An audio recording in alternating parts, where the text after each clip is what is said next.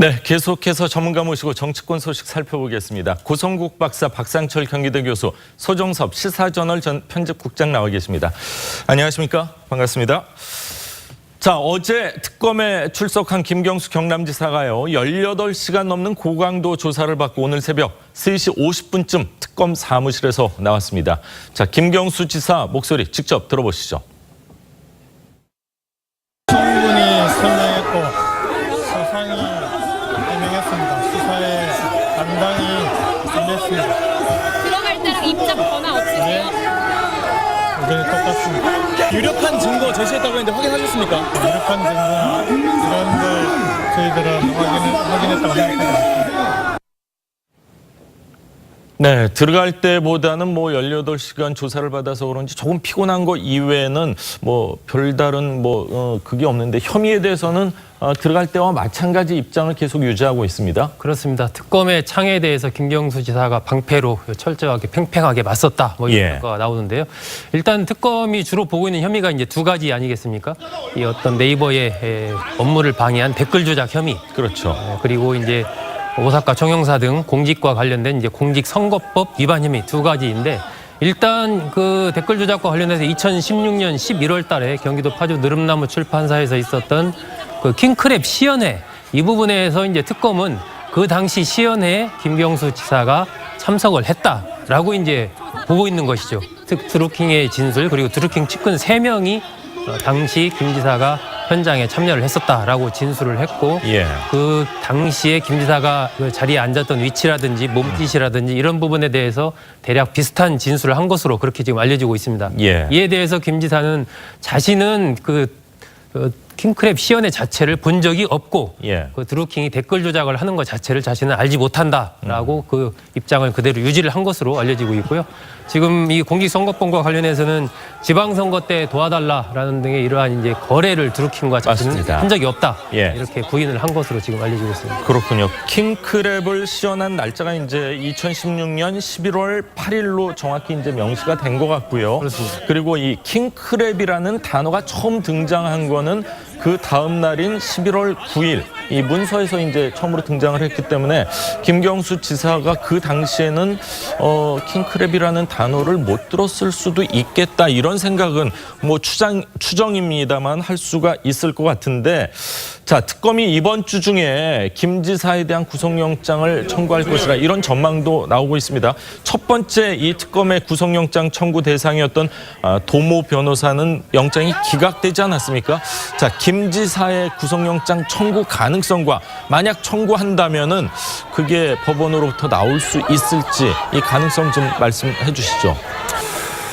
저는 사실은 피의자 신분으로 부른 것 자체도 좀 무리다, 처음부터 이렇게 생각하는 입장이기 때문에 구속이란 단어는 좀 무리라고 봐요. 무리가 있다. 그러나 이제 어차피 저런 판에 이제 불구속 기소는 저는 있을 수 있다고 봅니다. 그건 특검 마음대로라고 저는 생각하는데, 제가 왜 특검한테 이렇게 아침부터 비판적인 이야기를 하냐면 법적인 문제를 우리가 하나씩 따져볼 필요가 있어요. 이제 우리가 공범이라고 이야기하지 않습니까? 그러면 드루킹사하고 김경수 지사는 정치적이든 경제적이든 같은 공동체가 돼야지 공범이 되는 거예요. 설마 이제 이거 드루킹 같은 사업을 같이 하진 않았겠죠. 경제적 공동체라고 안 봅니다.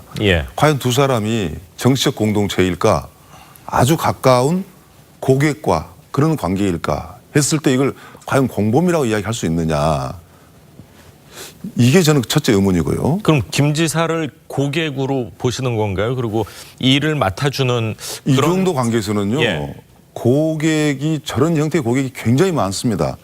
사소한까지 물어볼 수 있는 것이고, 물론 이제 드루킹스가 정치권이 비단 김경수 지사만이 첫 고객은 아니죠.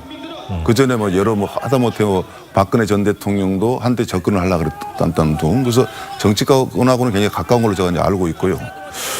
그 다음에 이제 범죄의 중심이 누구냐를 좀 봐야 됩니다. 이번 범죄에.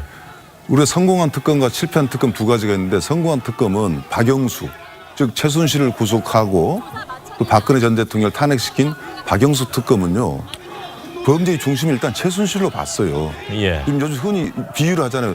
최순실은 드루킹스고 김경수는 박근혜 전 대통령이고 이렇게 이제 보려고 노력을 많이 하지 않습니까? 예. 뭐 모든 걸 물어봤다는 둥 뭐 이런 식으로 저는 약간 그 논리 비약인데 어쨌든 그럼 드루킹스를 계속 조사를 하면서 국민들이 볼 때 드루킹스라는 사람이 이런 범죄를 저질렀구나 되는데 마치 드루킹스는 종범이 돼버리고 예. 때로는 피해자 같은 뭐 이런 식으로 돼 있는 자체도 뭔가 특검이 범죄의 중심을 잘못 짚고 있다라는 생각이 들고요. 그러다 보니까 민주당이라든가 이 범여권에서 이것은 정치 특검이다 이야기가 나올 수밖에 없는 게 이 특검 자체가 법률적으로 국민이 공감했다기보다도 야당의 부단한 강력한 투쟁, 즉 단식 투쟁, 단식전의 특검이라고 이제 보기 때문에 이 문제를 다시 법적으로 돌아가자면 구속까지 영장 이야기까지 나온다는 특검의 이야기라면 저는 굉장히 무리다.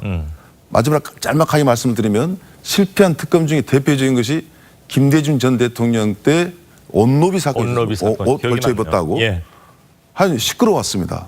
그러나 그 특검을 안 받을 수가 없어요. 그 당시 그 분위기는. 그러나 결국은 법적인 접점을 거의 찾지를 못했거든요.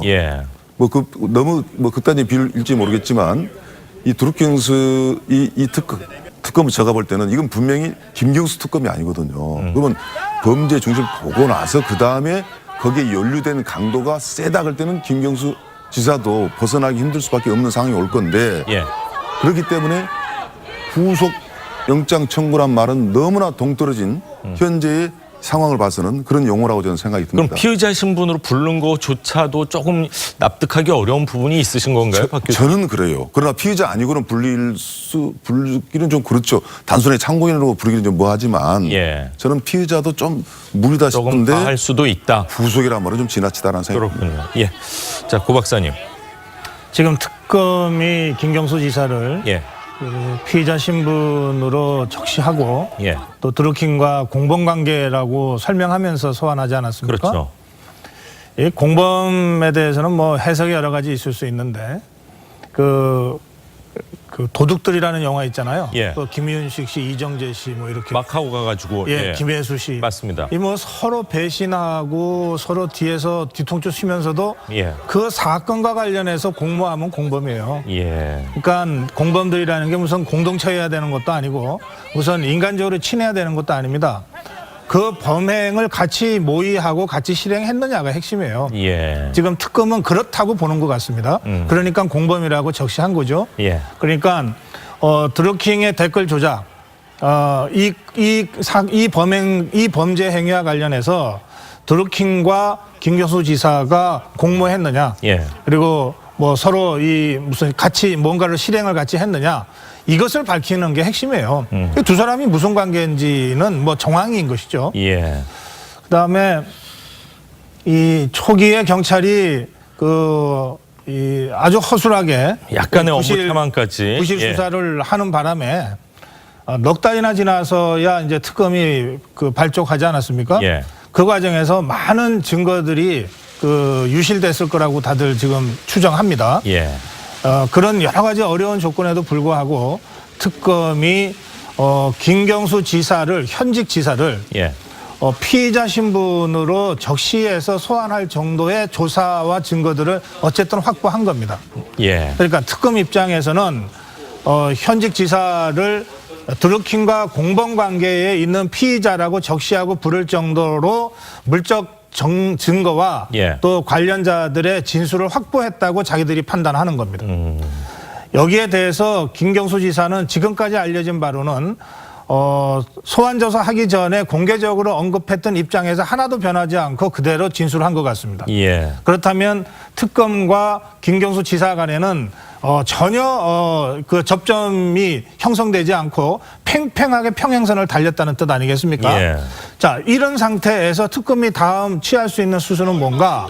특검은 이를테면 피의자가 범죄를 부인하면은 구속영장 청구 안 해야 됩니까? 그건 역으로 얘기해서 검찰이 불렀을 때, 특검이든 검찰이든 불렀을 때, 그냥 가서 다 범죄 사실을 진술하고 말하자면 자백하고 하는 이런 피의자가 뭐 몇 %나 됩니까? 그러니까 그럴 경우에 특검은 자신들이 확보한 증거를 가지고 비록 김경수 지사가 자신들의 주장과 전혀 다른 입장을 가지고는 있지만 구속 수사와 구속 기소의 필요성이 있다. 예. 특히 입장이 완전히 다를 때 검찰은 통상적으로 이 경우에는 증거인멸의 우려가 있다고 보게 됩니다. 예. 자, 그렇기 때문에 구속영장 청구를 하지 않을 도리가 없어요. 예. 특검 입장에서는. 그리고 그 판단은 사법적으로 사법부가 하는 것이기 때문에 예. 그 문제에 대해서 제가 뭐 예단하거나 이렇게 논평하는 것은 적절치 않다고 생각합니다. 그렇군요.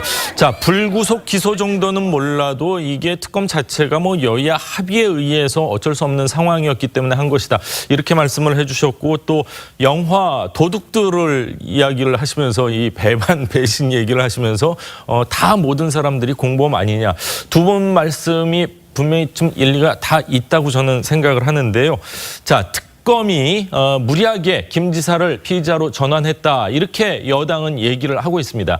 반면에요, 야당은 수사 연장을 요구하고 있습니다. 여야의 입장, 오늘 출연하신 두 분 입장만큼이나 뭐 극명하게 갈리고 있는데 직접 한번 들어보시죠. 지금까지 수사가 이루어진 내용이나 과정을 봐서는 활동 특검도 연장 신청은 안 할 것으로 저는 생각하고 있습니다. 제가 처음부터 이 특검을 하면 나중에 결과가 잘 나오지 않을 것이다. 그래서 결국은 정말 조롱을 받을 수 있을 것이다. 이런 위험을 말씀드렸거든요. 사실 그런 측면이라고 생각을 합니다. 또 그 결과가 또 나오지 않겠습니까? 짧은 시간 내에 뭔가 다 할 수 있는지 없는지를 봐야 되겠죠. 결국은 무슨 이야기인가 하면 필요하다면 연장을 이야기할 수도 있지 않느냐는 이야기입니다. 자, 현실적으로 수사 과연 연장할 수 있을지에 대해서도 많은 관심인데요. 아직까지 송인배, 백원우 청와대 비서관들 조사는 시작조차 하지 못했습니다. 자, 남은 기간은 이제 18일입니다. 이들에 대한 수사, 현직 청와대 비서관 그리고 백원우 의원 같은 경우는 재선 국회의원이거든요. 어떤 명목으로 이렇게 특검에서 소환을 할 수 있을 거라고 보십니까? 이거는 뭐 명목이 필요한 것이 아니고요. 예. 이미 이 경찰 수사 과정에서도 드러난 사실들 아닙니까? 예. 그러니까 그 부분에 대한 특검의 수사는 너무나 당연한 거예요. 뭐 이것까지도 안 도모 하면 변호사를 만났다는 그 부분 말씀하신 거죠? 그렇습니다. 예. 예. 송인배 비서관이 소개를 했다고 지금 진술되어 있지 않습니까? 그렇죠. 그다음에 백원우 비서관이 추천된 인사에 대한 검증 차원인지 뭔지는 모르지만 총영사 자료. 만났다는 거 아닙니까? 예. 그러니까 이 두 사람에 대한 수사는 너무나 당연한 필수적인 사안이고요. 예. 지금 원래 특검거리도 안 되는데 특검을 해서 이렇게 지금 얘기 나오고 있지 않습니까? 예. 만약에 특검거리도 안 되는 것을 정치적 타협의 대상으로 특검을 받았다면 예. 지금 홍영표 원내대표가 그 여야 합의를 해준 주역이거든요. 예. 추미애 대표도 지금도 대표지만 그때도 대표였습니다. 예. 추미애 대표하고 홍영표 원내대표가 책임져야 될 사안이에요. 저는 뭐 이 정치적 타협의 과정을 결과로서 뭐 했다 하더라도 여야가 합의해서 한 특검에 대해서 애초부터 필요 없는 특검이었다. 이런 식의 얘기는 여권에서는 매우 부적절한 발언이다. 그 중요한 당시로 것은 돌아가면요. 네. 김성태 원내대표가 단식을 하거나 그럴 시기 아니었나요? 네, 그렇습니다. 예. 단식 끝에 된 거긴 하지만 예. 원내대표가 바뀌면서 단식은 중단된 상태에서 타협이 이루어져서 예. 홍영표 신임 맞습니다. 원내대표가 합의한 겁니다. 그러니까 예. 제 말씀은 뭐냐면 예. 지금 여권은 기왕에 이렇게 특검이 이루어지고 있으니까 실체적 진실을 밝혀라 이렇게 주장해야 되는 것이지 예. 애초부터 필요 없는 특검을 하는 바람에 괜히 평지풍파를 일으켰다 이렇게 되면 그 필요 없는 특검을 합의한 그 여당의 지도부가 어떻게 하라는 겁니까? 책임을 져야 책임져야죠. 되네요. 예. 그리고 법적으로 30일에 그 수사 연장을 요청할 수 있게 돼 있습니다. 예. 지금 수사 상황으로 봐서는 예. 조사해야 될 사람들도 아직 조사를 못하고 있는 상황이기 때문에 특검은 30일 수사 기간 연장을 요청할 겁니다. 이 경우에 결정을 국회에서 하는 게 아니라 대통령이 하게 돼 있습니다. 예. 저는 문재인 대통령도 법률가 출신이고 이런 상황을 다 보고 있기 때문에 특검이 정상적으로 수사를 하다가 도저히 수사기간 내에 수사를 마치지 못해서 꼭 조사해야 될 사람들까지도 지금 부르지 못한 상황이라서 수사기간 연장이 불가피합니다라고 요청할 때 나는 대통령이 거부하지 않을 거라고 생각합니다. 예. 박 교수님. 저는 이제 수사기간 연장이 반반이라고 봐요. 예. 보통 특검은 준비하다가 시간 다 날리기 때문에 특검에서 연장해달라면 그동안에 박영수 특검, 예. 그 황교안 권한대행이 특검 연장 안 해준 외에는 대체적으로 연장을 해줘요. 그러나 저는 연장이 안 될 가능성도 높다라고 보는 게 이 수사할 양이 많아가지고 정말 시간이 쫓기고 있다 하면은 연장을 해준 게 맞습니다. 예. 또 그렇게 법을 만들어 놨거든요. 그런데 방향을 그 범죄의 중심을 드루킹스다. 지금 드루킹스에 대한 수사가 경찰이 부실했다고 그랬지 않습니까? 예. 그러면 특검이 처음부터 다시 해야죠. 그 수사는 국민들이 느끼고 있지 못해요. 몇 번을 불렀다고 이야기하지만은. 예. 그리고 남은 게 뭐냐면 마치 백오누를 불러야 된다. 송인배를 불러야 된다니까. 정치적인 것만 따지면 아직도 부를 사람이 많습니다. 예. 그 불러서 또 부를 사람이 또 나온다. 이거 그래서 정치 특검이라는 거예요. 이 사건의 핵심이 드루킹스에서 출발이 됐다 그러면 이건 누구든지 인정하지 않습니까? 예. 여기에 대한 범죄 수사에 남은 분량이 많고 그 전에 경찰에서 했던 것이 완전히 이거 백지로 돌려야 될 정도다. 그런 것을 보여가면서 그렇기 때문에 특검만큼은 피의자 사실 공표에 대해서 그렇게 탓하진 않아요. 그래서 브리핑 룸까지 크게 만들지 않습니까? 그래서 예. 국민들이 알도록 그래서 언론인들이 많이 가서 이 특검의 이야기 한마디 한마디를 지켜보지 않습니까? 그런데 예. 방향이 정치인들을 못 불렀기 때문에 특검 연장해 주십시오. 그러면 저도 생각이 달라져요. 예. 제가 만약에 대통령이라면 과연 이것을 민심은 어떻게 생각하나 언제 이 드루킹 특검을 계속 끌려가야 되나 이런 판단을 정무적 판단으로 들어가게 되거든요. 그래서 지금이라도 제가 항상 한 이야기지만 범죄의 중심의 이 양을 철저히 수사를 해가지고 특검 연장 이야기를 나와야지. 그렇지 않고 여야 간에 지금 대리 공방을 하고 있거든요. 이런 것들은 지금 뭔가 저는 특검에 대해서 좀 미안한 이야기지만 수사의 방향이 그렇군요. 상당히 잘못되어 있다 생각합니다. 예.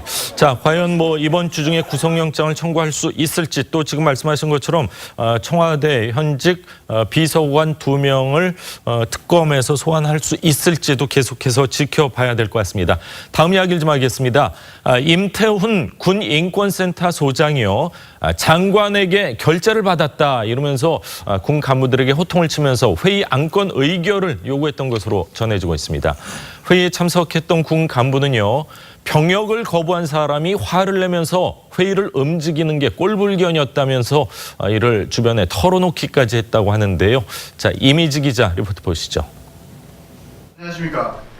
5월 30일 국방부 중회의실 군인복무정책실무위원회에서 임태훈 군 인권센터 소장이 액세서리 취급하는 것이냐며 목소리를 높인 것으로 전해집니다. 거수기는 안 하겠다. 이런 식으로 하면 제가 퇴장하겠습니다. 위원회 운영 세칙을 장관이 정한다는 국방부 훈령에 위원회 의결로 정한다를 추가하자고 임 소장이 주장하는 중이었습니다. 자신이 이미 장관 결재까지 받았다며 군 간부들에게 의결을 종용한 것으로 전해집니다. 자기가 뭐 장관한테 전화해서 따지고 뭐 이렇게 해서 했다고 하고 막 그러더라고. 소장급 이상 군 간부와 민간위원 등 10여 명이 참석한 이 회의를 소집한 것도 임 소장이었던 것으로 전해집니다. 1년에 한두 번 한다고 해서 있는 건데 무슨 뭐 정면에 이 플러스 이 친구가 또 수시로 막 본인이 막 임 소장은 대장급이 참여하는 군인복무정책심의위원회 개최도 주도한 것으로 전해집니다. 회의에 참석했던 군 최고위급 인사는 병역도 거부한 사람이 화를 내며 회의를 움직이는 게 꼴불견이라고 주변에 하소연했던 것으로 전해집니다. 임태훈 소장은 TV조선과 연락이 닿았지만 해명을 하지 않았습니다. TV조선 이미지입니다.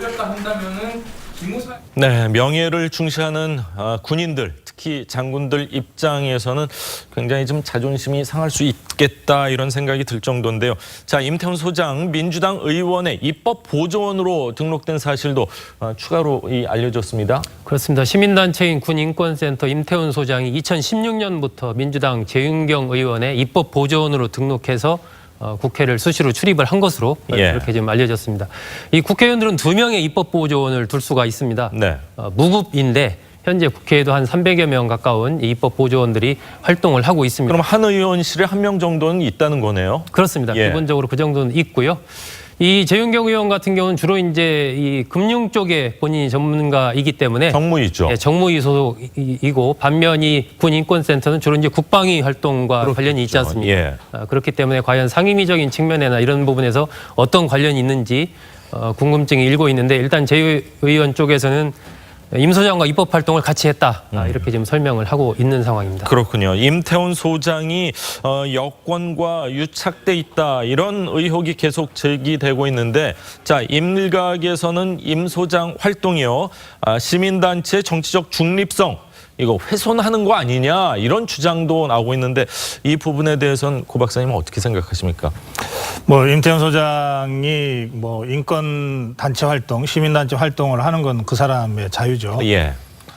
그리고 특히 그 아주 폐쇄적이고 또 권위적인 그 군 문화를 생각하면 예.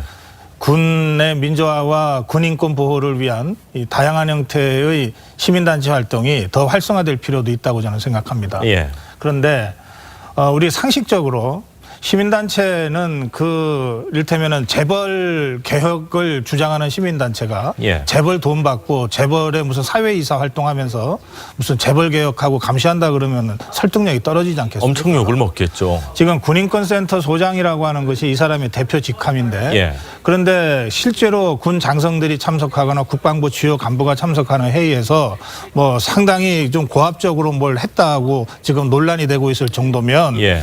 과연 저런 상태를 그 군인권센터라고 하는 그 군을 감시하고 군의 발전을 여러 가지로 촉구하는 이런 그 시민단체 활동가로 정상적인 활동으로 볼 수 있겠는가 예. 이런 점에서 많은 분들이 좀 의구심을 갖게 될 수밖에 없고요.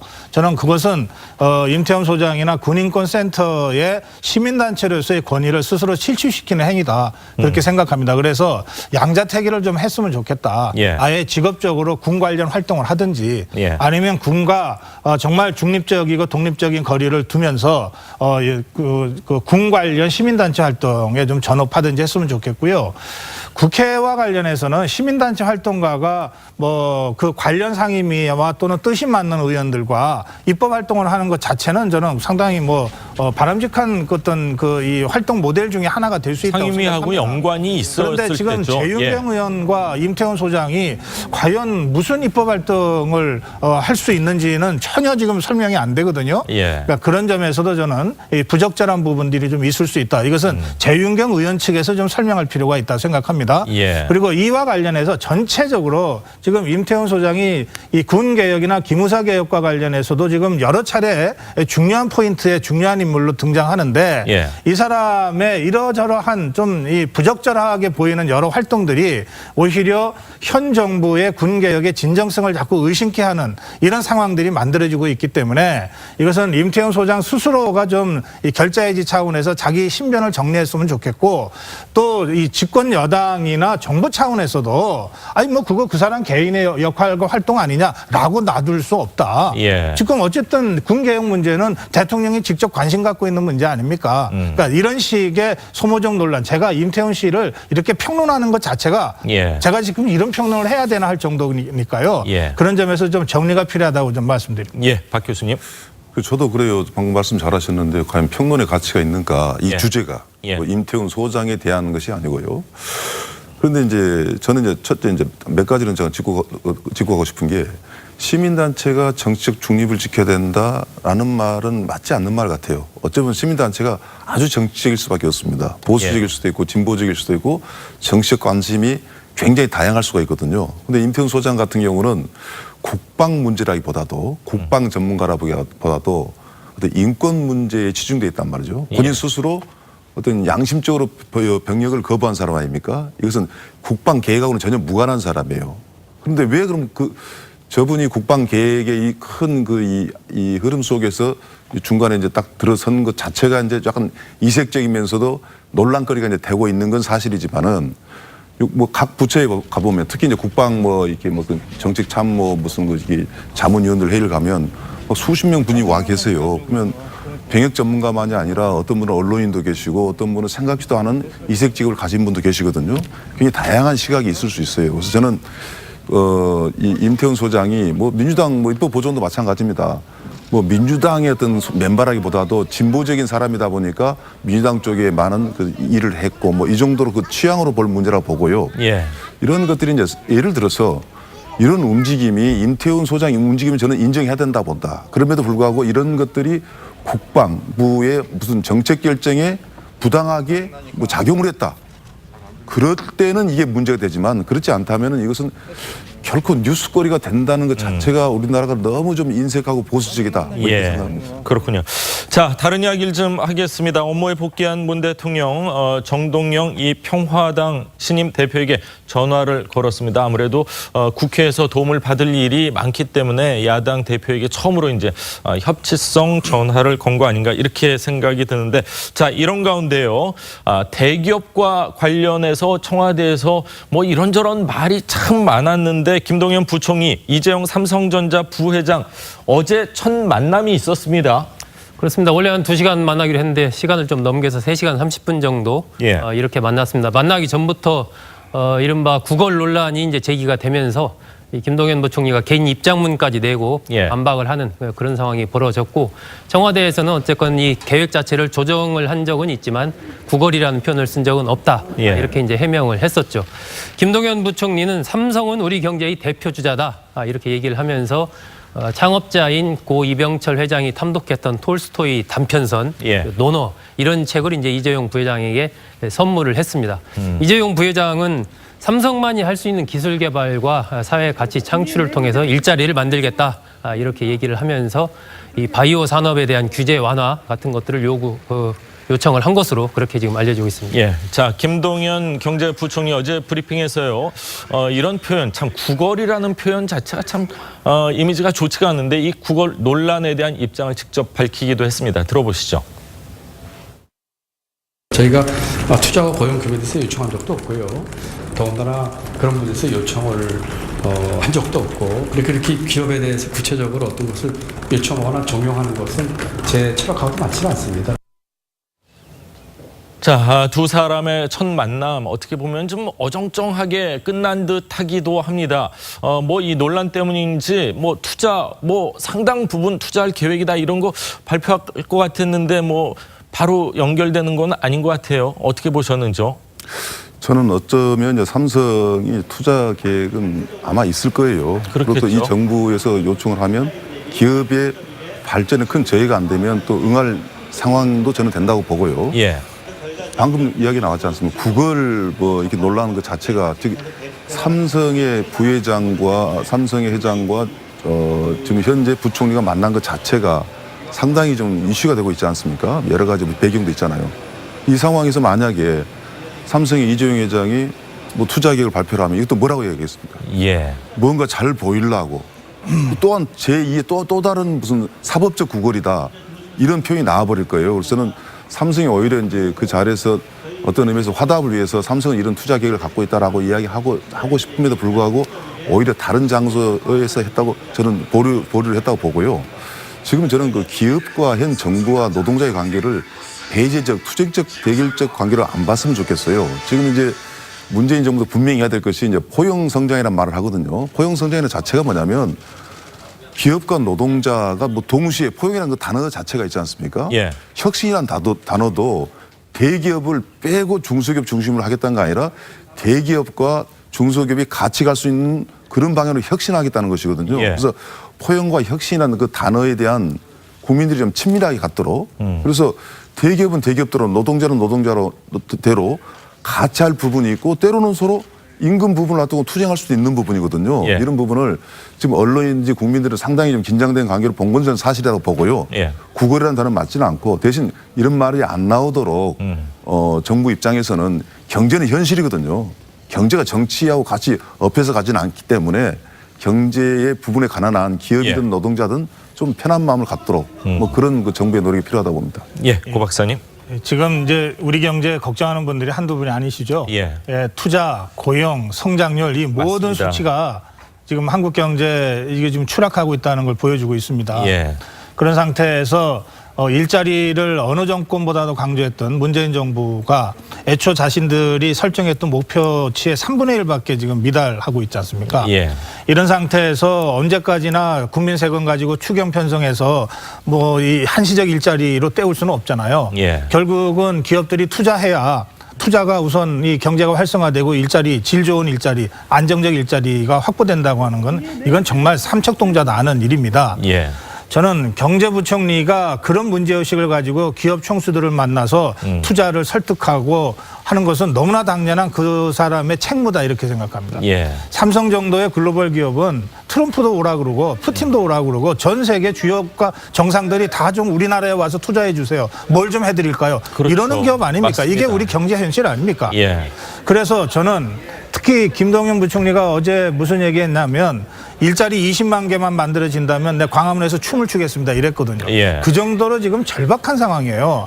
그걸 아니라 그걸 뭐라도 일자리만 만들 수 있다면 기업들의 투자만 이끌어낼 수 있다면 예. 경제부총리는 그걸 해야 됩니다. 예. 그런데 이런 그 정말 불필요한 이 구걸 논란 같은 것들이 예. 청와대는 사실무근이라고 하지만 어쨌든 언론을 통해서 보도가 되면서 둘 다 지금 어정쩡해 된 거 아닙니까? 그렇죠. 경제부총리도 삼성도 또는 뭐 삼성만 문제겠습니까? 지금 투자 계획하고 있는 그리고 이미 경제부총리가 만난 예. 뭐 LG라든지 SK라든지 이쪽에서도 그러면 투자해야 됩니까? 말아야 됩니까? 예. 그러니까 이런 식의 불필요한 논란을 만들어내는 것 예. 이게 지금 정부의 책임 있는 사람들이 할 짓입니까? 그 점에서 저는 이런 것이야말로 결자해지 차원에서 대통령과 책임 있는 사람들이 빨리 풀어줘야 된다. 그래서 예. 기업들이 정말 한번 해보자라고 투자할 수 있도록 그렇죠. 투자 환경을 만들어야 된다. 예. 그렇게 말씀드립니다. 자, 경제부총리가 뭐 재벌들 만나는 것 자체는 사실 뉴스거리가 아닌데 이게 뉴스거리가 된다는 것 자체가 좀 가슴이 좀 답답한 그런 부분이 있는 것 같습니다. 자, 오늘 세 분 말씀은 여기까지 듣겠습니다. 감사합니다.